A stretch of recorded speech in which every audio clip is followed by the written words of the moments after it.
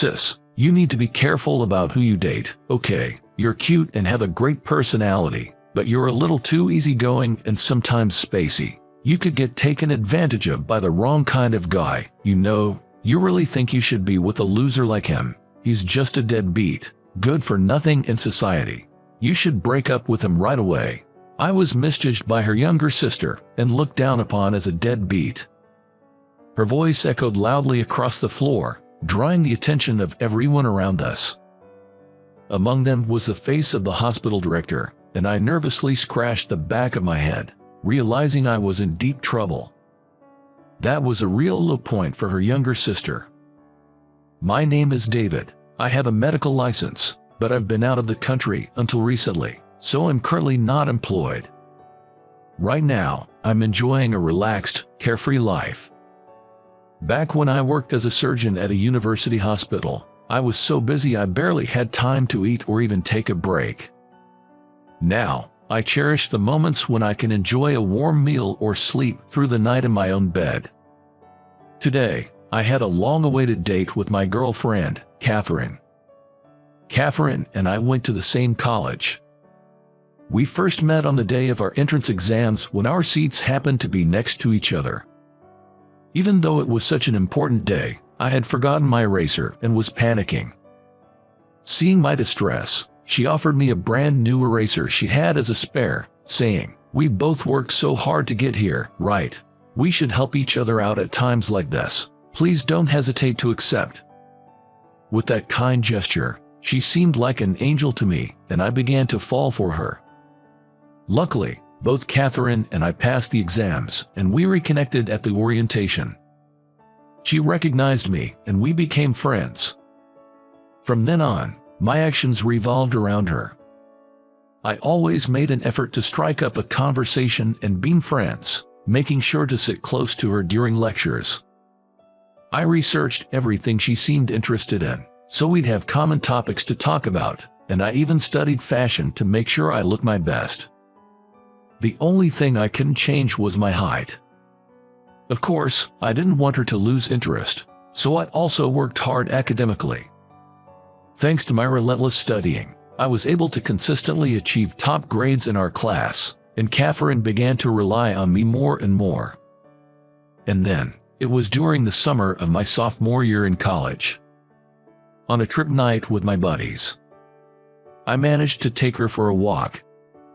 It was a moonlit night, still a tad humid. The lodging was conveniently located, just a short walk to the beach, so we headed towards the ocean on foot. The nighttime sea was in stark contrast to the bustling daytime. It was tranquil with only the sound of the waves echoing. The modest moonlight reflected on the water, shimmering like stars. It feels like I could watch this forever. It's so mystical and beautiful. I couldn't clearly see Catherine's face in the darkness, but I could tell she was probably smiling gently, and I felt an overwhelming surge of emotions. "Catherine, I love you." I had thought of many scenarios for my confession, but when the moment came, it seems only cliched words came out. When I said those words, she looked at me in surprise. Her big eyes widened even more as she slowly brought both hands to her mouth. "Wait, David, really? Yes, it's true. I fell for you when you lent me an eraser during exams. Please, be my girlfriend," I said, bowing my head and extending my right hand towards her. It felt like an eternity, but it was probably only a few seconds. After a brief pause, when she touched my hand, I abruptly looked up. She seemed momentarily taken aback, but soon greeted me with a smile. "If you're okay with me, I'd love to. I've always admired how dedicated you are, David, and I thought you were cool." "Really?" "Yes, really. Let's make it work." With that, she bowed her head to me. In return, I also bowed, and the two of us found ourselves repeatedly bowing, which became comical, and we shared a laugh. From that day on, we've been together. Over time, because we've been together for so long, our ways of thinking have become similar, and sometimes we're jokingly referred to as an old married couple, but I always find myself falling for Catherine all over again. Even today, seeing her happily holding a cup of hot chocolate. She looks so adorable. Her burgundy knit sweater, her black flared skirt, and her houndstooth scarf all fit her as if they were custom made. Could it be that this entire world exists just for her? Maybe Catherine truly is a goddess. David, what have you been up to since returning to the States? After sharing most of my recent life, Catherine, tilting her head slightly, asked me that. Her gesture was as endearing as a small animal. I wanted to shout to the world how cute she is. Suppressing such thoughts deep within my heart, I answered nonchalantly. Well, I haven't settled down yet, so I'll be living in a hotel for a while. Can't really splurge since I have no income. After all, I'm unemployed now. You actually call yourself unemployed? She laughed amusingly at that. I think her smile is a national treasure. No, a world treasure. I wish I could buy it with all my wealth. I'm not working, so no income. As I made that self-deprecating joke, she laughed. Such precious moments. I wish they could last forever. But life isn't always that kind. Catherine. Suddenly, a voice clearly aimed at her rang out. When both of them turned towards the voice, a woman stood there with a stern expression. She came right next to the table where we were having coffee and started talking to Catherine. Sis, what a coincidence. A date. Oh, Heather, truly unexpected. Yes, we're on a date right now. This is David. David, this is my younger sister, Heather. Your younger sister. Nice to meet you, Heather. Reaching out to shake her hand, she openly looked at him with disdain and ignored his gesture. Huh, she's ignoring me. What should I do with this outstretched hand? You need to be careful about the men you date. You are pretty and have a good personality, but you're a bit naive. It would be terrible if you deceived by some shady guy. What? David is not like that. I overheard your conversation earlier. He's unemployed and has no income, right? He's not even handsome and is short. I don't get why you're with him. That was just a joke, you know.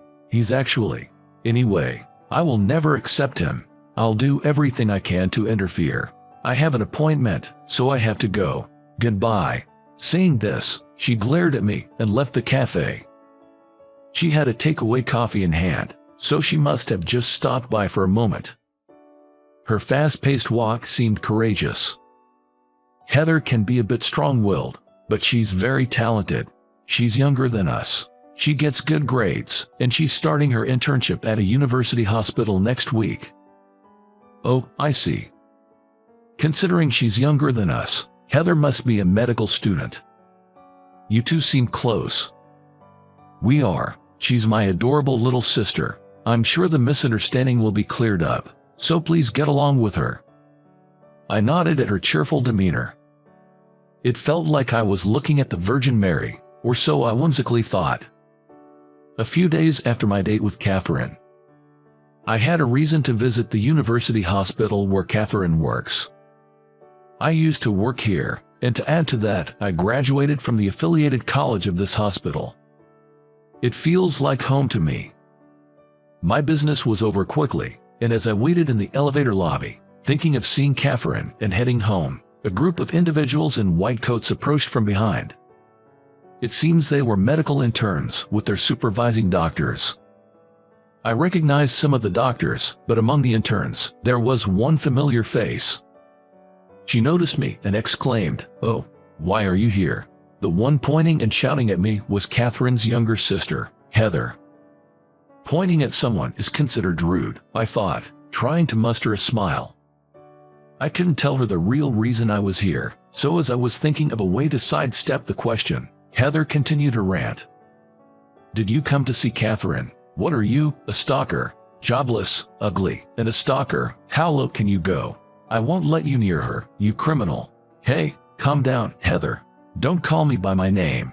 Just because my sister is kind and can be easily deceived doesn't mean she's calling for a man like you. Just go home and be jobless. My sister deserves someone smart, high-earning, tall, handsome, kind, and capable of doing house chores. The exact opposite of you. Hey, stop it, Heather. This man is. Stay away from my sister. If you keep hanging around, I'll call the police. Oh, I don't have my phone because I'm on duty. Is this your doing? What are you talking about, Heather? Calm down, please. You seem really confused. One of my former colleagues, a doctor, tried to intervene, but Heather kept glaring at me. Look, this man used to be Dr. Abbott, a surgeon at this hospital. What? A doctor?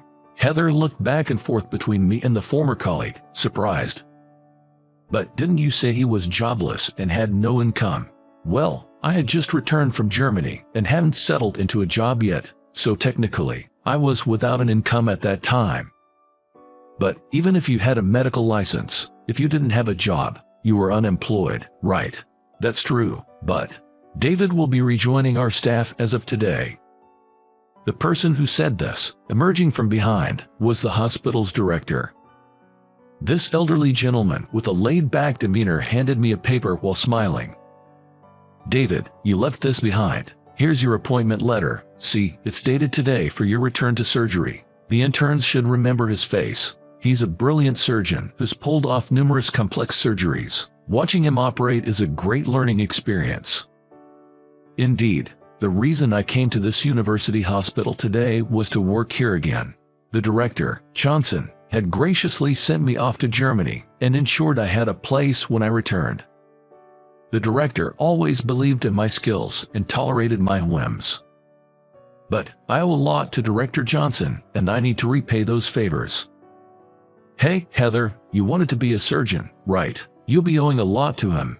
Better thank him now while you can. The doctor standing next to Heather said, patting her shoulder. Heather, in shock, murmured, I can't believe it. Well, it can't be helped. I hate to say it about myself, but I kind of look unreliable, and some even say I look just like a student. But no matter how good a surgeon he is, he's been neglecting my sister for so long. I know Catherine's been lonely, so I wanted to see what kind of guy her boyfriend was and followed you, and you seemed so unreliable. I've been neglecting Catherine. It hurts when she says that.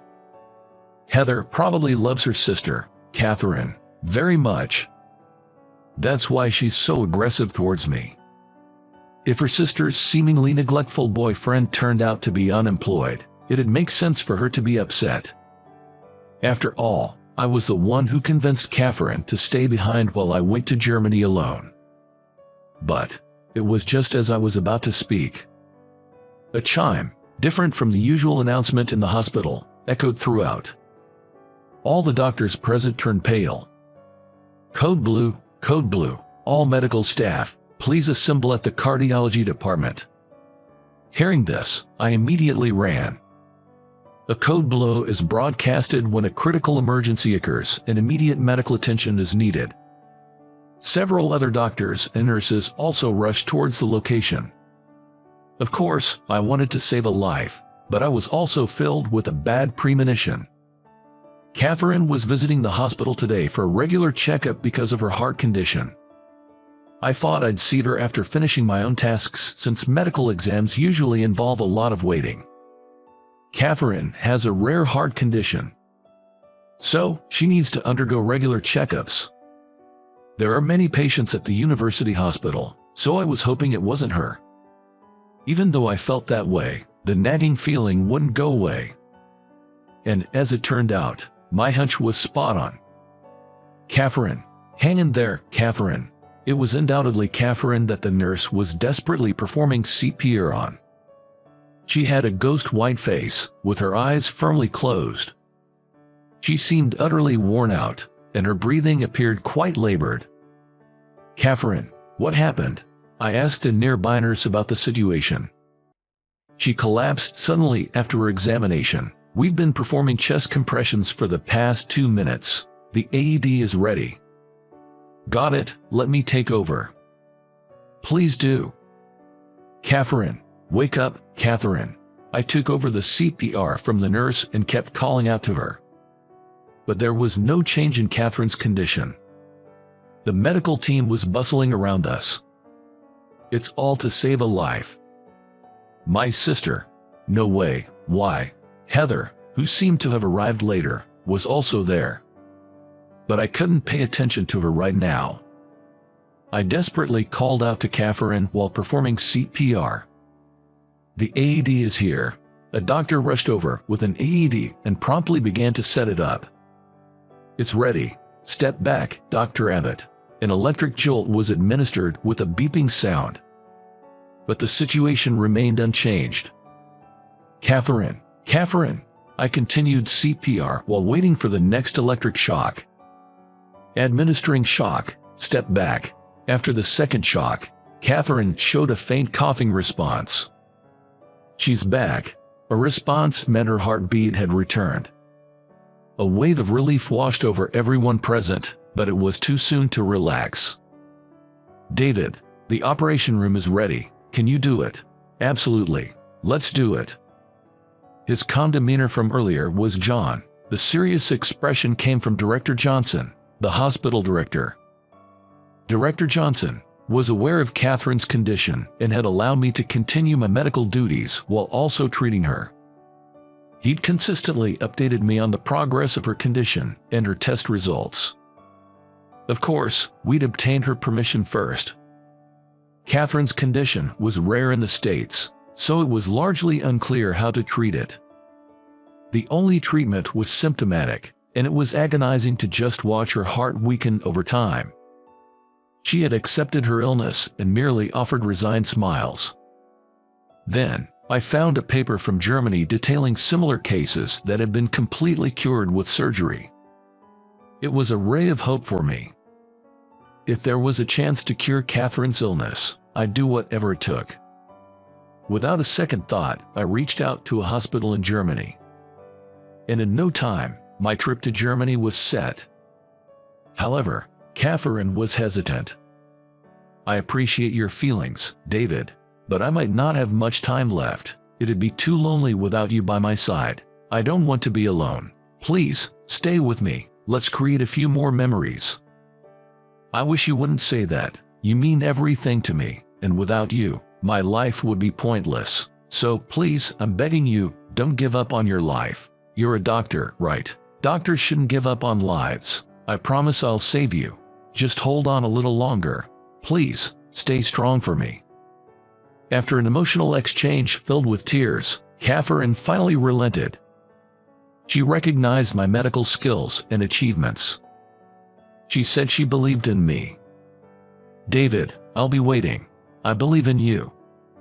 Just hang in there. I'm going to learn everything I can as fast as possible.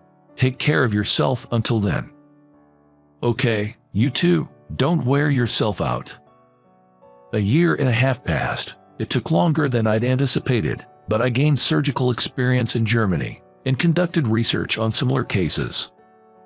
With newfound confidence in saving Catherine's life, I returned to the States. "What do you mean, surgery? Is my sister really that bad?" I thought she was just feeling a bit under the weather. Pushing through the crowd, Heather approached me. Heather looked pale, on the verge of tears. Understandably so, given her beloved sister had just suffered a sudden cardiac arrest. She probably didn't want to worry you, so she didn't tell you everything. I believe she had faith that she'd get better. "Don't worry, I'll fix this. That's why I went all the way to Germany." I didn't cross the ocean just on a whim. The words I told Heather were also reminders for myself. "I want you to contact your parents. It's all right. How can a doctor not believe in the vitality of a patient? Your sister, Catherine, she's strong, right?" "Yes, I know that even without you telling me. My sister won't be defeated by this. I trust you. Please, save her." "Yes, I'll definitely save her." With determination in my heart, I hurried to the operating room. I went through my pre-surgery routine, calming my nerves. Changing, wearing a mask, washing my hands. I double-checked all the essentials and looked over the medical staff. "Let's begin the surgery." The operation took a long 10 hours, but it was successful. A few weeks after the surgery, I peeked into Catherine's room. There was Heather, dressed in casual clothes, chatting away happily. "Catherine, how are you feeling?" "I'm recovering very well. Everyone's been kind, and it's comfortable. It's just a bummer I can't walk around much." Well, your heart did stop once. Just bear with it for a bit. By the way, Heather, are you taking a break from your training? I'm off today. I'll be in surgery from tomorrow. Take care, big bro. It seems like Heather's perception of me has changed since that incident. She appears to appreciate me more. Moreover, she has started coming to me with questions about her training. Our communication has improved, and I'm relieved. I'm getting thirsty. The only place to get her drink is the convenience store downstairs. It'll take a while, but I'll go get something. You two, take your time," Heather said, exiting the room with a mischievous smile. I couldn't help but smile at her casual thoughtfulness. Having nothing pressing to attend to, I took a seat next to Catherine's bed. There were moments I thought things might go south, but I'm glad. It's all thanks to you, David. From the day we first met during our exams, when I only lent you an eraser, to now, saving my life. If it weren't for you, my life would have been entirely different. Thank you. Saying this, Catherine took my hand. Her hand felt warm, a reaffirmation of life. I felt a surge of happiness and gently squeezed her hand in return. If it weren't for you, Catherine, I wouldn't have been living my life this passionately. Whether it was college studies or becoming a doctor, I pushed through wanting to impress you. You're the driving force of my life. So, we both can't do without each other, huh? Yeah, please, live long. You too, David. We laughed together. Later, Catherine made a full recovery and returned to work. She consults her health but lives each day at her own pace. The beautiful and kind doctor is popular in the outpatient department as always. Heather is diligently working on her medical training. She was inspired by Catherine and chose the path of becoming a doctor. She's hardworking and seems to have a knack for it. However, she still tends to jump to conclusions, and there's room for improvement. I genuinely hope she does her best. As for me, my days are packed. Director Johnson had facilitated my trip to Germany. In return, he often hints at that favor, keeping me on my toes. Well, I do feel indebted and want to repay the kindness. Despite the ups and downs, I'm glad I never gave up. My determination, which even took me to Germany, successfully saved Catherine. But it wasn't just my effort, it was Catherine's will to live, Heather and her family's support, help from the director and others around us. It made me realize how much love surrounded Catherine. But of course, I believe I love her the most. Every day with the one you love isn't something to be taken for granted. So, I want to cherish each day. I won't ever give up on our happiness. With that thought, I swore to give my all today and every day.